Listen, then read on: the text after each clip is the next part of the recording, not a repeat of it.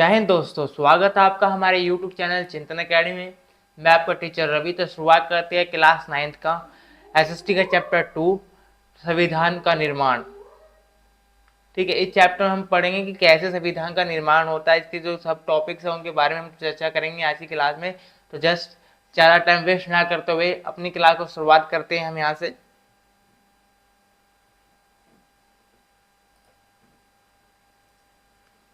संविधान क्या होता है? संविधान को समझने पहले संविधान एक ऐसी रूल बुक होती है जिसके अकॉर्डिंग किसी भी देश का शासन चलाया जाता है।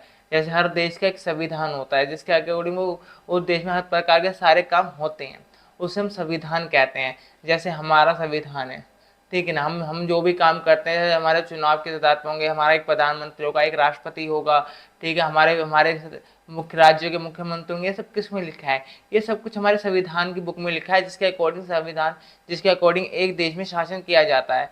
ठीक है, तो देख संविधान एक, और अब इस क्वेश्चन को समझते हुए लाइन को पढ़ लीजिए।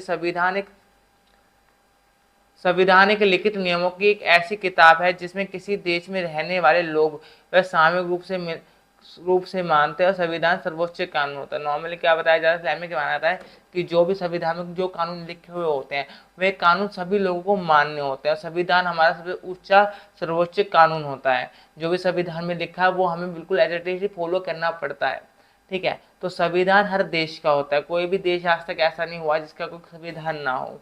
ठीक है, तो इस बात को याद रखना, हर देश का एक संविधान होता है। हर हर कंट्री उस संविधान को फॉलो करती है। ठीक है, क्योंकि संविधान लोगों द्वारा ही बनाया जाता है, इसलिए वह लोगों द्वारा ही फॉलो किया जाता है। संविधान लोगों के बीच आपसी संबंध तथा लोगों और सरकार के बीच में संबंध तय करती है। नॉर्मल एक संविधान का होता है वो एक तरह का रूल बनाते हैं कि सरकार का क्या काम होगा, जनता का क्या काम है, नागरिक का क्या काम है, एक मंत्री क्या काम करेगा। तो रूल क्या करते हैं, संविधान हर चीज़ की एक प्रॉपर डेफिनेशन देती है जिससे कोई भी बंदे पढ़ के किसी भी देश में शासन किया जा सके। तो अकॉर्डिंग पर आप ऐसे मान लीजिए कि संविधान एक रूल बुक है हमारी। ठीक है, जिसमें जो भी रूल लिखा है वो हमें फॉलो करना पड़ता है, क्योंकि वो हमारे फायदे के लिए, हमारे विकास के लिए लिखा जाता है। रंग भेद देखो, अब नॉर्मली ना कुछ संविधान में कुछ बातें हमारी आते हैं रंग भेद। आज हम जैसे देख रहे हैं, एक पॉइंट हमारा बनता है रंग भेद। ठीक है, रंग भेद नस्लीय भेदभाव आधारित व्यवस्था का नाम है जो दक्षिण अफ्रीका में विश्व स्टोर पर चलाई गई है। दक्षिण अफ्रीका पर यह व्यवस्था यूरोप के गोरे लोगों ने लादी थी।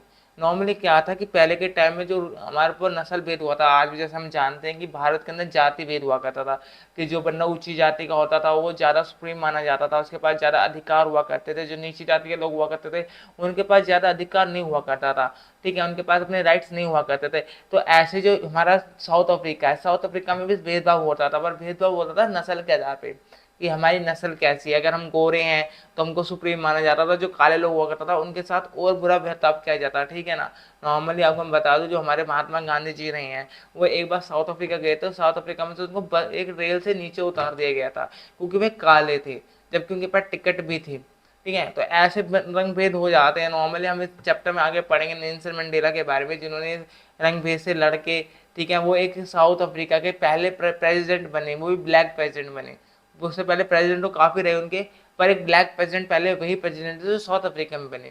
तो आप समझ चुके हैं रंग भेद किसे कहते हैं। रंग भेद नस्ल भेद है जो रंग के आधार पर किया जाता है, स्किन के आधार पर किया जाता है कि आपकी स्किन अगर काली है तो आपको एक नीचे नीचे नीचे लोग समझा जाता था, नीचा व्यक्ति समझा जाता था, आपको ज़्यादा सर्वोत्तम नहीं दिया जाता, ज़्यादा गौरव में जीवन जीने का अधिकार आपके पास नहीं था।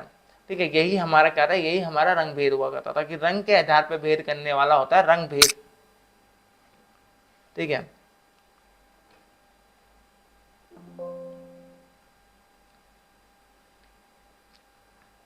देखो अगला पॉइंट हमारा आता है रंग भेद की नीति के अंतर्गत आश्वेशों पर प्रतिबंध। आश्वेशों मतलब होता है काले लोग।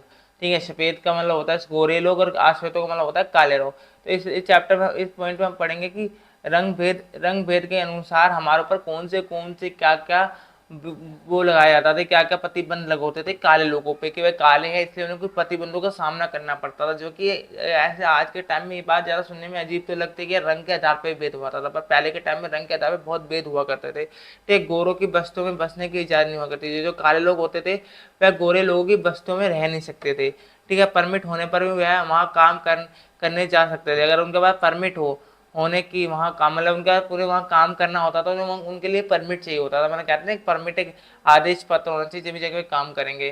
काले लोग गोरों के लिए आरक्षित स्थानों पर नहीं जा सकते थे, इससे गोरों में गिरजाघर बस सम्मिलित थे। नॉर्मली क्या था, जो काले लोग हमारे हुआ करते थे वे गोरों के आरक्षित स्थान पर नहीं जा सकते। कुछ स्थान ऐसे हुआ करते थे जिन पे गोरे ही जा सकते, अगर वहाँ काले लोग जाएंगे तो उन्हें वो उनके लिए उन्हें उन पे प्रतिबंध लगा रखा था कि हम नहीं जा सकते। जैसे पुराने जमाने में हमारे यहाँ क्या हुआ करता था कि जो मंदिर हुआ करते थे, मंदिरों में जो नीचे जात के लोग हुआ करते थे उनको उनको एंट्री नहीं हुआ करती थी। ऐसे ही जो अंग्रेजों ने, अंग्रेज भी थोड़े कम थोड़ी ना थे, वो भी भेदभाव को मानते थे, तो गो स्किन के आधार पे कहते थे। जो लोग गोरे हुआ करते थे उनके पास ज़्यादा राइट हुआ करते थे, जो काले हुआ करते थे उनके पास राइट नहीं हुआ करते थे। तो ऐसे कुछ स्थान हम उनके वजह से गिरजाघर हो गया। तो काले लोग गोरों के लिए आरक्षित स्थानों पर नहीं जा सकते थे। इसमें गोरों के गिरजाघर, मतलब गिरजाघर जो होंगे उनके टेम्पल ही मान लो एक टाइप के, उनमें क्या होता था, जो काले लोग हुआ करते थे वे वहां जा भी नहीं सकते जो गोरों के होते थे। तो नॉर्मली आप मान सकते हो कि आश्वेत मतलब होता है काला, आश्वेतों को संगठन बनाने और भेदभावपूर्ण व्यवहार का विरोध करने का भी अधिकार नहीं था। नॉर्मली क्या था, उनके पास आंदोलन करने का भी अधिकार नहीं था। जैसे आज के टाइम में हम आंदोलन करते हैं, हम आंदोलन करते हैं सरकार के खिलाफ, किसी गलत काम के खिलाफ, जो काले लोग हुआ करते थे उनके पास राइट भी नहीं हुआ करता था कि भाई जो उनके साथ भेदभावपूर्ण हो रहा है उसके खिलाफ कोई विरोध कर सके, अपना विरोध प्रकट कर सके जनता के सामने कि हमारे साथ गलत गलत हो रहा है। तो ऐसे कुछ अधिकार भी उनको प्रोवाइड नहीं करवाए गए। अगला आता है यूरोपीय यूरोपीय असंख्यक गोरों की सरकार स्थानीय काले लोगों पर अत्याचार करती थी। देखिए, जो यूरोपीय अल्पसंख्यक गोरों की सरकार हुआ करती थी, जो गोरों की सरकार हुआ करती थी, एक सरकार होती थी जिसमें गोरे लोग हुआ करते थे, तो गोरों की संख्या कहते थे। तो क्या होता था, काले लोगों से कहते अत्याचार करती थी, क्या करती थी, उनके साथ बुरा व्यवहार क्या करा करती थी, उन्हें मारा पीटा करती थी, उन्हें उनके राइट्स नहीं दिया करती थी, उन्हें फिर बहुत नीची जाति समझा करती थी, भेदभाव क्या करती थी। तो ये आशा करते हैं आपको ये पॉइंट समझ आ गए। तो हम मूव करते हैं अपनी नेक्स्ट स्लाइड पे, ठीक है ना। ठीक है, तो दक्षिण अफ्रीका का स्वतंत्रता संग्राम, नॉर्मली अब इसमें हम पढ़ेंगे तो दक्षिण अफ्रीका था। इन्होंने किस प्रकार इस गोरे रंग के जो भेदभाव होता है उससे किस प्रकार आज़ादी प्राप्त की, किस प्रकार वे उन चीज़ों से अलग हुए, किस प्रकार उन्होंने अपने आप को इस एक बुरे सिस्टम से बाहर निकाला। ठीक है ना। अफ्रीकी नेशनल कांग्रेस ने झंडे तले दक्षिण अफ्रीकाओं ने 1950 में ही गोरों के विरुद्ध आज़ादी की लड़ाई लड़ी। आखिरकार 26 अप्रैल 1994 को दक्षिण अफ्रीका के गणराज्य का नया झंडा लहराया गया। यह एक लोकतांत्रिक देश बन गया। नॉर्मली क्या था कि पहले क्या था, पहले वहाँ एक लोकतांत्रिक देश नहीं हुआ करता, नाम के लोकतंत्र हुआ करता। पहले लोकतंत्र देश में सब लोगों को समान इक्वालिटी होती है। अगर मान कोई भी देश अपने को लोकतांत्रिक देश कहता है और आपको समानता इक्वालिटी नहीं देता, तो हम कह सकते हैं कि वो एक तरह का एक लोकतांत्रिक देश नहीं होता। पर पहली बार क्या हुआ था, बहुत बड़ी घटना आई हमारे इस देश की, क्योंकि इस दिन क्या हुआ था कि जो नेल्सन मंडेला थे, नेल्सन मंडेला एक काले व्यक्ति थे, ठीक है ना, वे काले व्यक्ति थे। और उन्होंने, और नॉर्मली आप नेल्सन मंडेला को इससे क्या कहते हैं, जिस प्रकार गांधी जी को हम मानते हैं उसी प्रकार नेल्सन मंडेला को साउथ अफ्रीका में मानते हैं, ठीक है ना। तो नॉर्मली 26 अप्रैल 1994 को ये बहुत बड़ी घटना हुई थी कि जो हमारे नेल्सन मंडेला थे, नेल्सन मंडेला जो साउथ अफ्रीका के थे, उन्होंने पहली बार एक ब्लैक प्रेसिडेंट के रूप में साउथ अफ्रीका के अंदर क्या ली, शपथ ली। वो साउथ अफ्रीका के बने नए प्रेसिडेंट बने, ठीक है ना। और नए प्रेसिडेंट बनते उन्होंने क्या कहा कि एक नया गणराज्य का नया झंडा लहराया और यह एक लोकतांत्रिक देश बन गया। तो हमारा जो साउथ अफ्रीका है वो एंड में क्या बन गया, एक डेमोक्रेटिक कंट्री बन गया। ठीक है, डेमोक्रेसी कंट्री। यूरोप के अल्पसंख्यक गोरों की सरकार स्थानीय काले लोगों को अत्याचार करती थी। जो हमारी यूरोप की जो सरकार थी, तो पहले कहा था एक यूरोपीय सरकार स्थापित थी किस पे, साउथ अफ्रीका के अंदर। फिर बाद में क्या, वो हट के लोगों ने अपनी खुद की सरकार बनाई। यूरोपीय अल्पसंख्यकों की गोरों की सत्ताने काले लोगों पर अत्याचार करती थी। क्या कहते हैं, काले लोगों पर काफी ज्यादा अत्याचार हुआ करता था। ठीक है, दक्षिण अफ्रीकी नेता नेल्सन मंडेला ने रंग भेद से चलने वाली शासक की व्यवस्था के विरुद्ध आवाज उठाई। नॉर्मली हमने बताया ना नेल्सन मंडेला। नॉर्मली आप चिंता ना करें, क्योंकि आपका जब आप 10th क्लास में जाओगे तो आपका इंग्लिश के चैप्टर में क्या आएगा, नेल्सन मंडेला की स्टोरी के बारे में लिखा है, चैप्टर 2 है आपका वो, ठीक है ना। उसमें आपको नेल्सन मंडेला का ये जो उनका शपथ समारोह था उसके बारे में कुछ पढ़ने को मिलेगा। जो इनकी ऑटोग्राफिक है उसके बनने से, the long walk to freedom, ठीक है ना, उस बुक में आपको पढ़ने को मिलेगा। ठीक है, आगे हम देखते हैं अफ्रीकन नेशनल कांग्रेस ने झंडे तले गोरों के विरुद्ध मजदूर संगठन और कम्युनिस्ट पार्टी भी शामिल हुई। नॉर्मली क्या, एक मजदूर संगठन भी हमारा शामिल हुआ और कम्युनिस्ट पार्टी भी शामिल हुई, किसी के खिलाफ भी, अंग्रेजों के खिलाफ, जो गोरे लोग थे वहाँ के, ठीक है, अफ्रीकी नेशनल कांग्रेस के झंडे तले गोरों के विरुद्ध जो वहाँ की गोरी सरकार थी उसके विरुद्ध क्या हुआ कि हमारे जो मजदूर संगठन थे या जो कम्युनिस्ट पार्टी थी वो क्या हुई, इकट्ठी होकर उनके साथ होकर उनके खिलाफ उन्होंने लड़ाई की।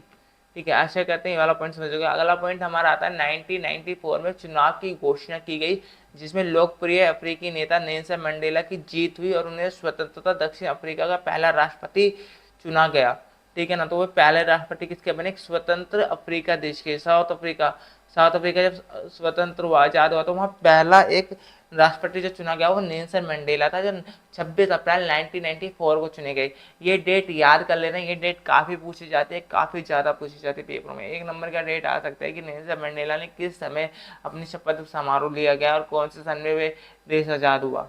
ठीक है ना, तो जिसमें लोकप्रिय अफ्रीकी नेता नेल्सन मंडेला की जीत हुई, उन्हें स्वतंत्र दक्षिण अफ्रीका का पहला राष्ट्रपति भी चुना गया।